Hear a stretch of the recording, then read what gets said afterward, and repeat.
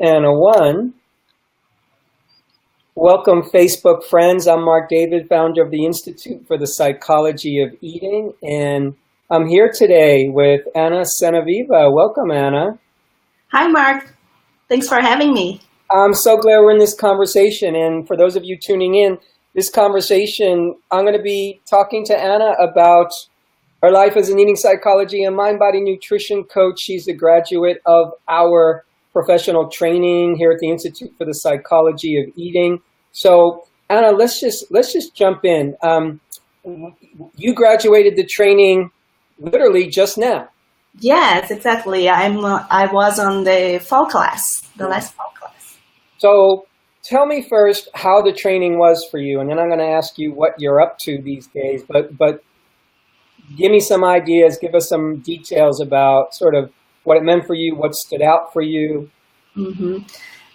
It was one of those encounters that you have in life that fits perfectly your life moment, you know. Mm-hmm.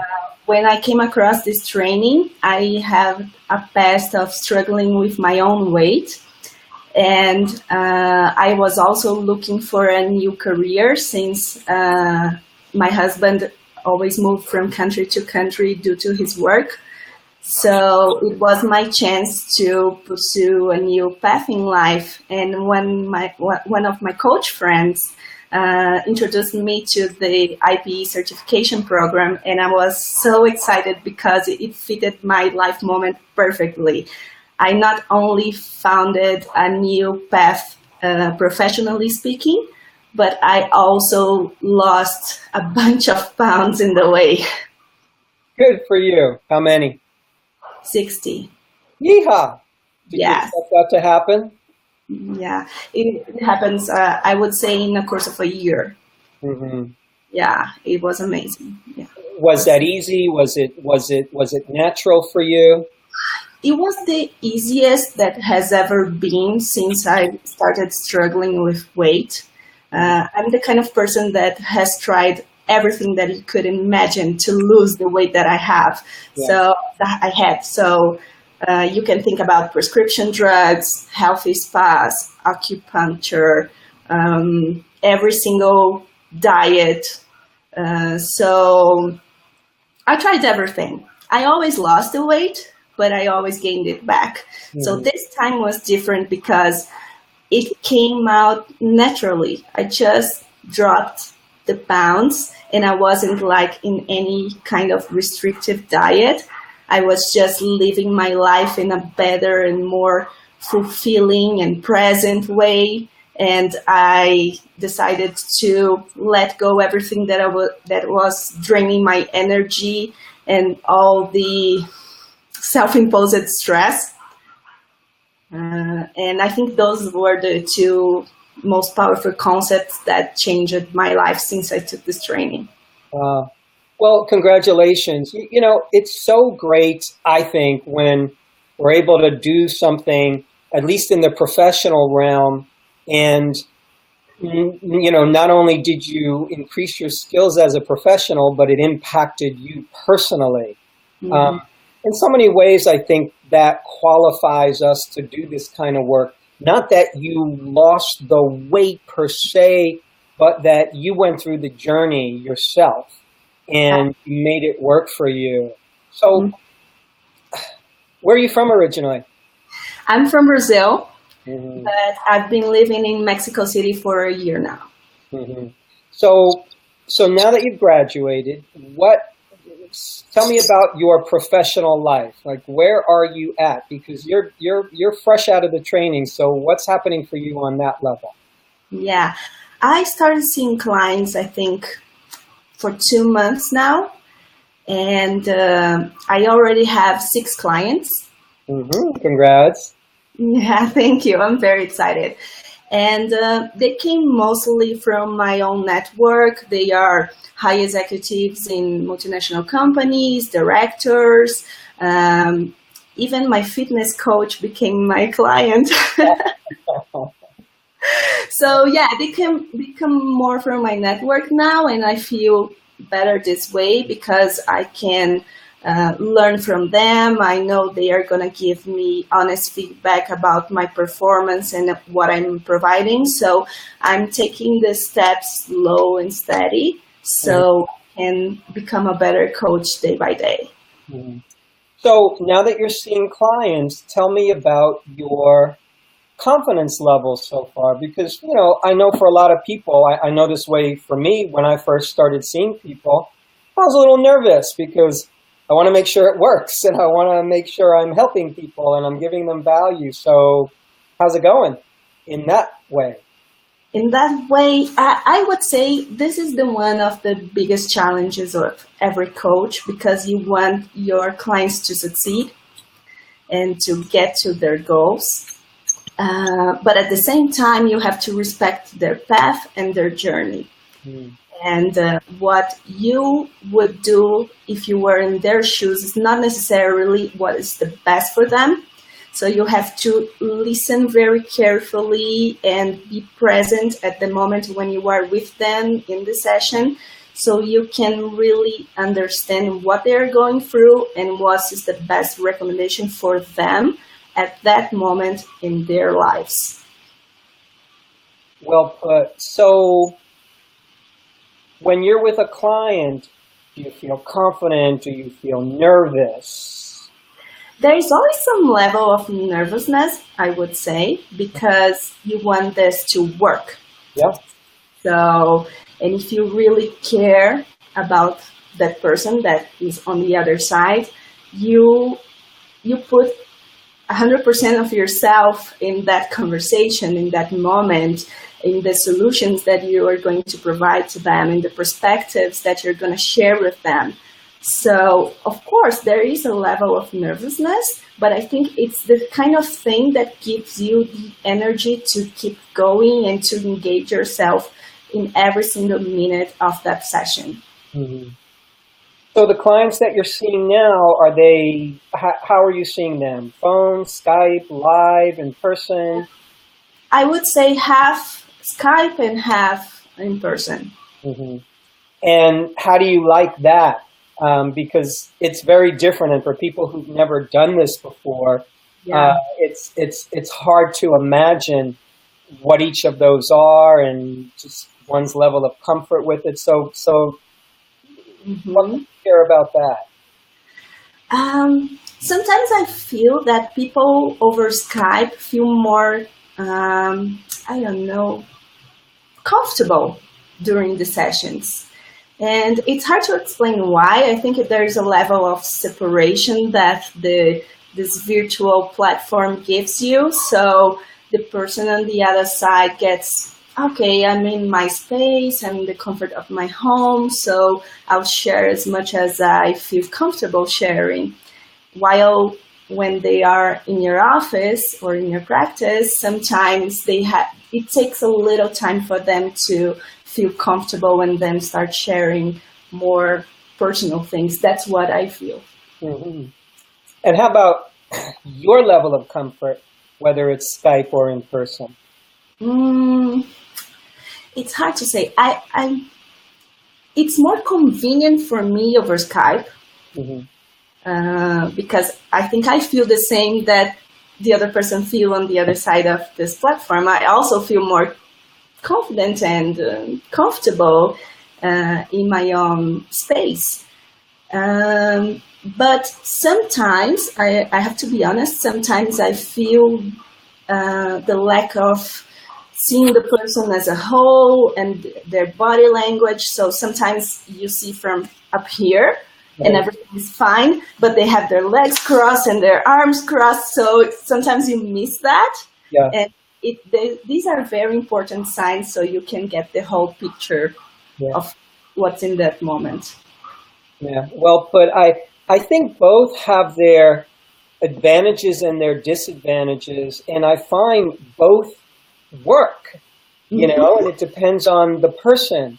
I've noticed over the years, to my surprise, you were kind of saying, it seems like, clients on Skype feel more comfortable. I've noticed that, and people have said that to me. I've even had clients say to me, I wouldn't have seen you if it had to be in person. Wow. Because I just feel safer and more comfortable. Plus you have to get in your car, you have to Dress up. dress up, and you have to really focus, and you want to make an impression. And it's not that you don't want to do that on Skype, but you can have a nice shirt on and you can be in your pajama bottoms and nobody ever knows. Um, so I'm sure it happens. yeah, absolutely. So, I love both, truth be told. So when I'm seeing somebody live in person, which at some point became more rare for me, it was just such a pleasure. So yeah, I find that it's interesting to move in and out of both, but it's got to be convenient for you to have clients that live somewhere else, and here they are, and you can help them, and you can build a practice and earn some money. That's got to be good. Yeah, it's very interesting because my lifestyle is to be every 3 or 4 years in a different country. So while I'm building a practice online, it doesn't matter where I'm based on. It just matters that I'm going to be available to the people that want to connect with me. So this opens a whole new level of possibilities to connect with people all over the world. So it's very convenient for me, but it's kind of the only choice I have right now. Yeah. And it's a good one. So do you find yourself drawn to any particular kind of specialization or any areas of interest that you just light up when it comes to working with those particular challenges? It's interesting because I have been attracting my own people, if I can say that. Yeah. I have been attracting people that have similar journeys like mine, or people that not just personally, professionally. So I have been attracting people from the professional realm, executives, entrepreneurs, just like me, because I think they feel that I'm one of them. So I understand what they are saying in their perspective and their fears. So when someone comes to me and he's a high executive in a multinational company, and he says to me, I don't have time to have a restrictive diet. I totally understand, because many times executives don't have the time to prepare their meals. They don't even have control of their own agenda sometimes. So I know where they are coming from, and I think this gives us a level of identification and connection that makes this kind of client attracted to the work that I'm providing and the service that I'm providing. Makes perfect sense. And Anna, I see this so many times when I talk to our graduates, when I talk to our coaches. People will say, I didn't even try to find people like me who've been on a similar journey to me. They just sort of magically show up. And, I think there's a little bit of universal law in there that we tend to attract, who and what we are and who we can help. And I think that's a concern a lot of coaches go through. Obviously, one of the hardest parts is to create a client flow. And I think if we remember that we're going to draw in people that we can help. There's an invisible something. There's an invisible architecture where we tend to draw in people that match us somehow, and we match them. So I love hearing when that happens. It reaffirms for me that the world has a little magic to it, Yeah, it's crazy how it happens, and it makes perfect sense, because you want to be heard by someone that has deeply understand the struggles that you go through. Yeah. So, and there are sometimes I have friends that want to become coaches and they say, there are too many coaches out there. Why would I make that difference? And I tell them, you're going to make a difference because your journey is unique. Mm-hmm. And there are some perspectives that only you can provide about the issues that are going to be presented to you. Mm-hmm. So that's how you're going to make a difference.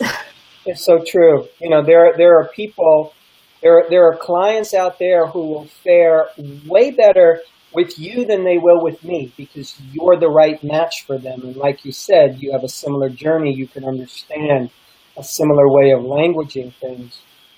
Mm-hmm. How was it for you when you made this transition? Because you were in a different career.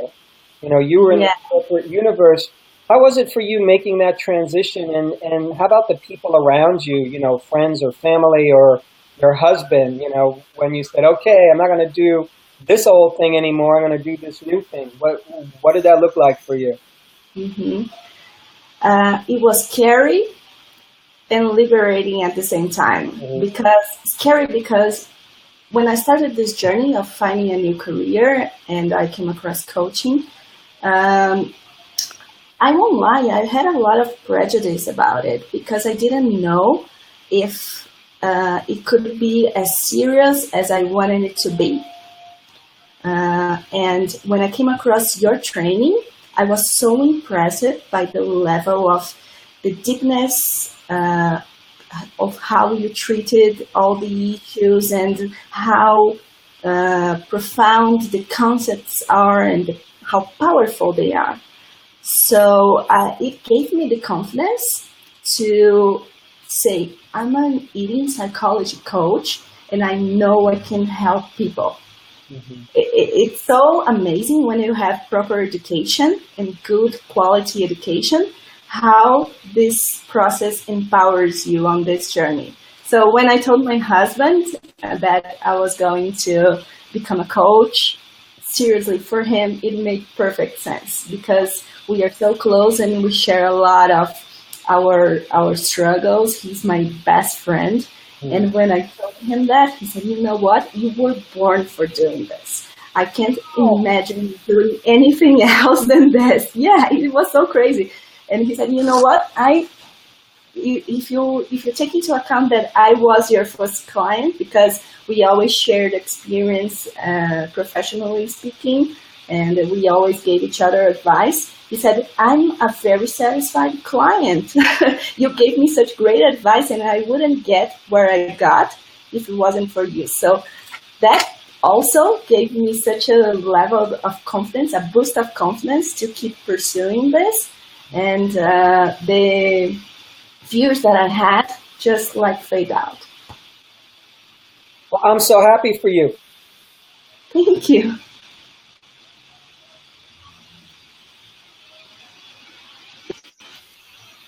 Did you catch what I said? There was a little bit of a delay. No, I didn't. Yeah, I said it sounds like you picked the perfect man for you and he picked the perfect lady. So I feel this way. Yeah, that's how I feel. I'm sorry. Yeah, there's a little bit of a delay. So let me ask you a question. Something positive and unexpected that you've learned so far on the job as a coach? Wow, something unexpected. And a little towards the positive side. How much as a coach do I learn from my clients?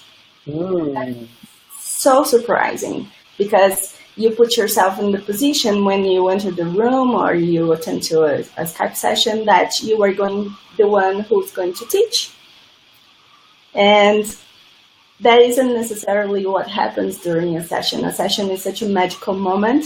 It has so many, it's so fluid sometimes that the things just progress in a way that when you disconnect, you say, wow, I changed after that session. That session changed me. So it's very surprising and cool, because you can say that you learn on the job every day, about every profession. It's not in every profession that you can say that you go to work and you're going to learn something.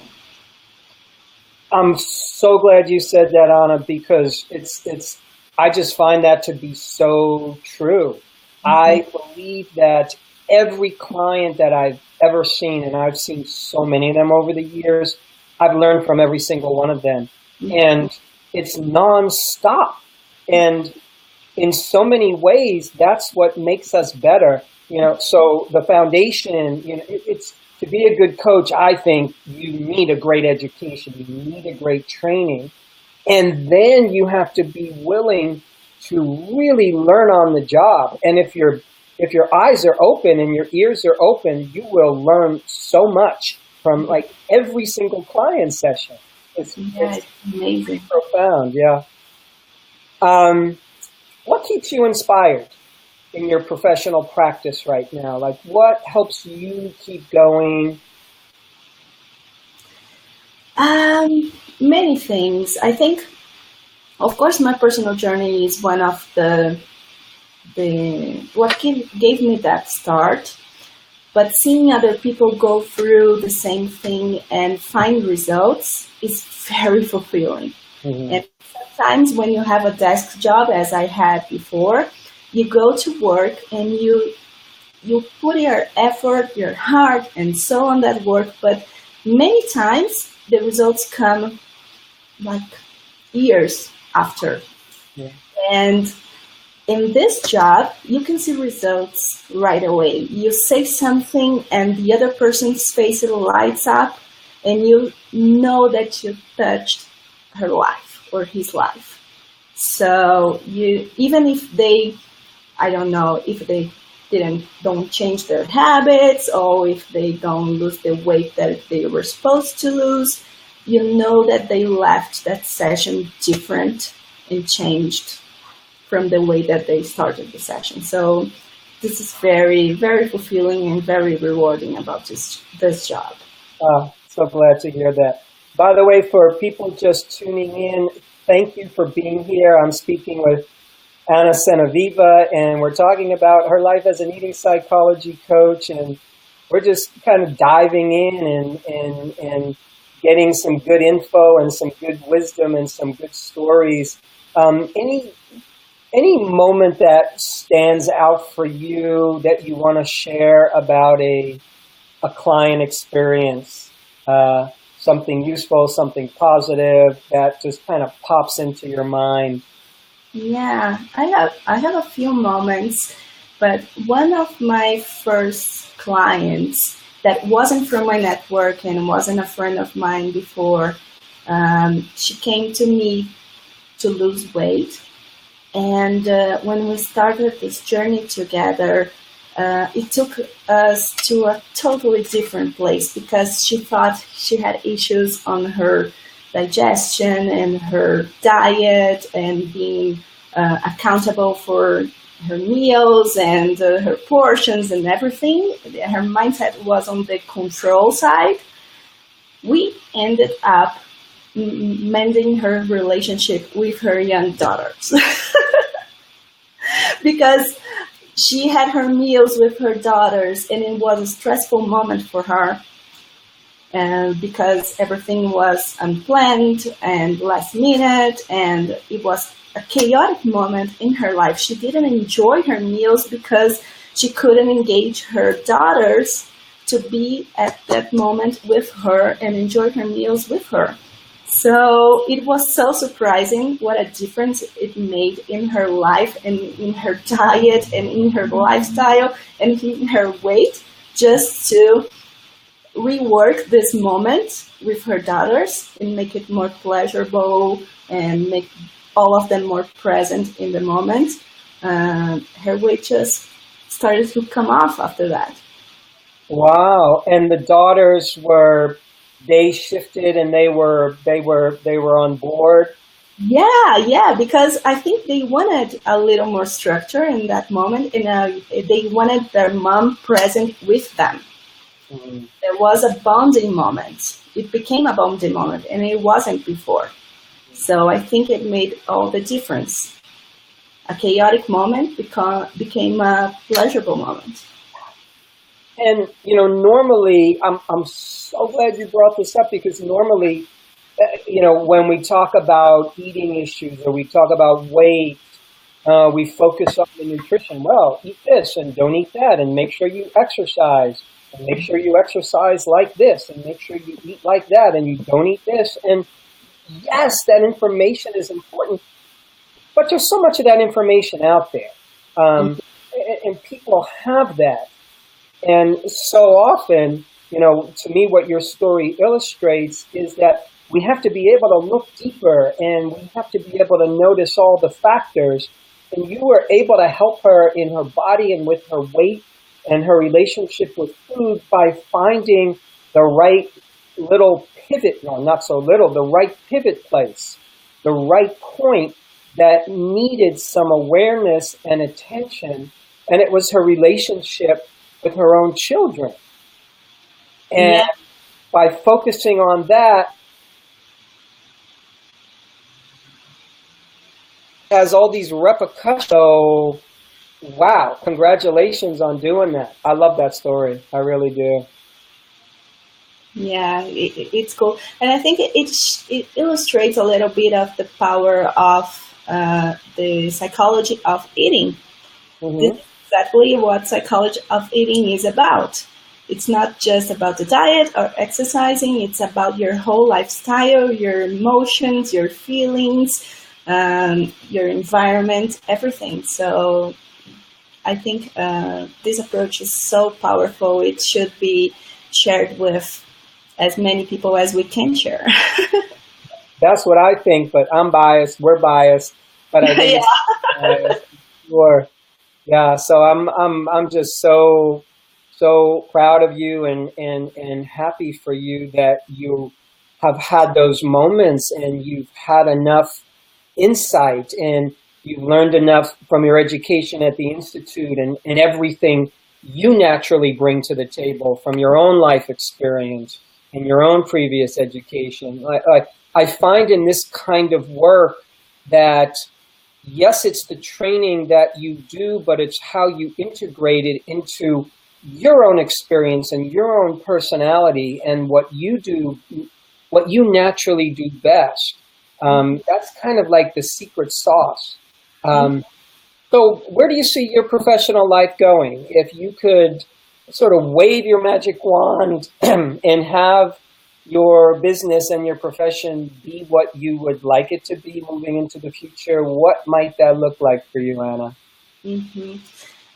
Well, I want to play a role in making executives and entrepreneurs' life healthier and more fulfilling. Because in my own scale, of course, I mean, I know I won't change the whole world, but I think this particular group of people, they have so much stress over their shoulders, and they have so much self-imposed stress as well, because they think that they were taught that they have to be a good example in their companies, and they always have to have the right answer, and they have to make always the best decisions at the right moment, and it can be overwhelming. So this group of people sometimes need someone to tap on their shoulders and say, you know what, you can slow down. And slowing down will be good for you. It will help you go further and do greater things. So that's how I'm trying to position my business and the service that I'm providing for this group of people, because I think that sometimes they are treated like they were supposed to be superheroes, but they are not. They're as humans as you and me and everybody else, so they deserve a break, and they deserve something that's tailored for them, you know? Yeah. I'm glad for you that you found your niche. You know, for some people that comes very naturally and quickly. For other people, it comes over time. And still for other people, they can be more generalists and they see all different kinds of clients. You know, in my own professional life, I've gone through times where I've just worked mostly with athletes, and then I worked mostly with men, and then I worked mostly with women, and then I was working with executives. And there was a time when I just found myself working with a lot of mothers. I didn't even try to do that. They just kept showing up. And each time I would learn so much, you know, looking back on it, I see it helped me not just be a better practitioner, but also a better teacher of this work. Yeah. You know, in my own personal preference, I wanted to work with as many different people as possible because I just enjoy that. I find it fascinating to, you know, work with people in their 70s and then 2 days later work with somebody who's 18 or 19 years old and to see the differences, but to also see the commonalities. You know, yeah. Times when I'm talking to an 18-year-old about their struggles, and then I'm talking to a 70-year-old, and I'm hearing some of the same challenges. It's just really fascinating. So, so I'm, you know, again, I'm super happy for you, Anna, that you know, found your place and you have what feels like a track for yourself, and you know what your journey is going to look like. So congratulations for discovering that, for finding that, and for going for it. Really, good for you. No, thank you. And thank you so much, Mark, because you made a difference in my life with all your body of work and everything that you taught me. It's helping me change not only my personal, but my professional life as well. And I think these concepts that you developed are so powerful that they deserve to be shared more and more. So you have an ambassador on me, in me. You have an ambassador for this work and this concept, because I truly believed it and I experienced it. So I think that's the best way that I can help to other people to go through the same journey and get the same results that I got. Well, that's very generous of you. Thank you so much. And you know, I also want to say to that point that we don't realize sometimes the impact that we have on people, because you can help somebody change their own life, but as you said before, you're not just helping them change their own life from that place. They change other lives and they become more effective in what they do and who they are as people, and more of us is available when we're healthier and we have a healthier, happier relationship with food and body. We just start to fulfill our potential. So the one person that you help, you know, might be helping hundreds or thousands of people in their own way. Yeah. And we all had a part in that. I had a part in that. You had a huge part in that, and it just continues. So I love that that's how change and transformation happens. And sometimes we can see that, sometimes we don't. But I always remember to try to trust that. Yeah. Try to trust that when you light somebody else's candle, they can then light so many other candles. Yeah. That's it. So, Anna, I want to thank you so much, and I just want to say for people tuning in, this is my shameless and inspired plug for our training. I want to let you all know, if you're interested in the eating psychology and mind-body nutrition certification training, we're in full swing. Enrollment's in full swing for our next training. So if you're tuning in right now and you want to learn more, email us at info@psychologyofeating.com. That's info@psychologyofeating.com. We're happy to set you up with a phone call with one of our enrollment advisors. We can answer questions by email. We can let you know when our next online webinar is. Happy to help. So, Anna, it's been so good visiting with you. We just got to see each other at our graduating event, live event in Colorado. It was so great to meet you and spend time together. And, you know, please stay in touch, stay in the loop. And I'm so glad about the work that you're doing and that we got to spend this time together, really. Thank you so much, Marc, for having me, for this interview, for making me feel so comfortable about it. This is my first interview ever, so thank you so much for this opportunity and for everything that you have done in this mind and body realm. You're so welcome. Thank you, thank you. And thank you, Facebook friends and family and tribe, for tuning in. Once again, I'm Marc David on behalf of the Institute for the Psychology of Eating. I look forward to more, everybody, so take care.